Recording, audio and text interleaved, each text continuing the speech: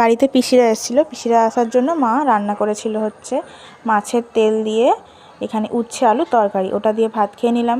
ওটা কিন্তু খুব ভালো হয়েছিল। তারপরে করেছিল কচু, কচু যে এগুলো হয় না কালো কচু, ওইটাকে চিংড়ি মাছ দিয়ে তরকারি, ওটাও খুব ভালো হয়েছিল, ওটা দিয়েও খেয়ে নিলাম।